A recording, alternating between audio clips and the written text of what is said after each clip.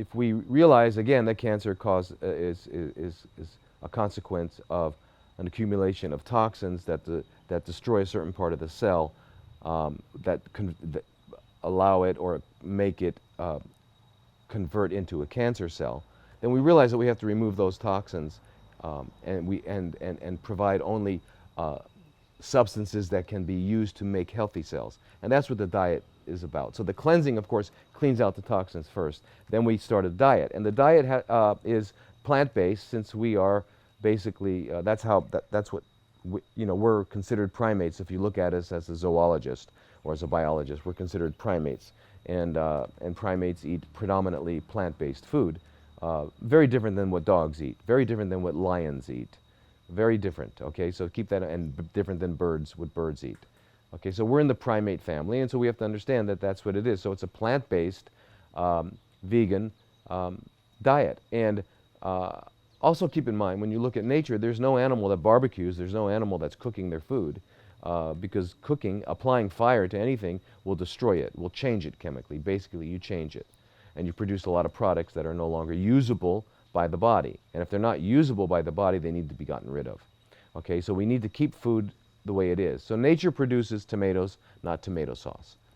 So keep that in mind. So what we do is we provide delicious, people have come here and said that's better than cooked food.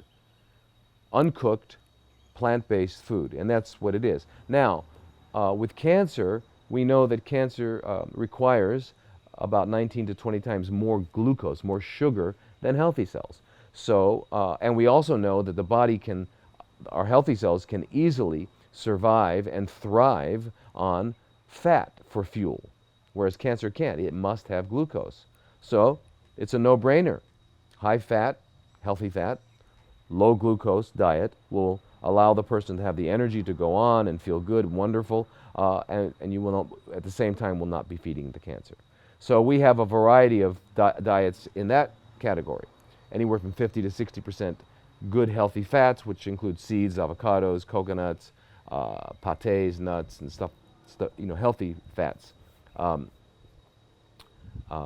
a 70–80% one where it's actually a ketogenic diet, where you're basically, we use this when the cancer is very, very advanced, and this simply starves the cancer. The cancer cannot survive.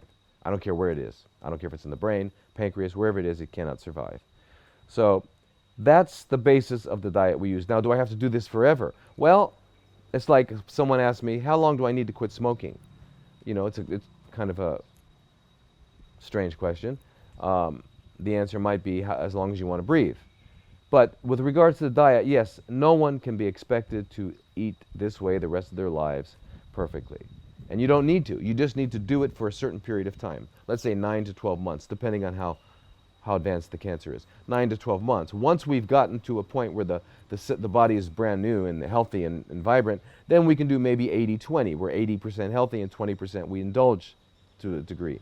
And what we'll do is teach you here how to do that, how to make the transition, and what is acceptable during that part of the diet.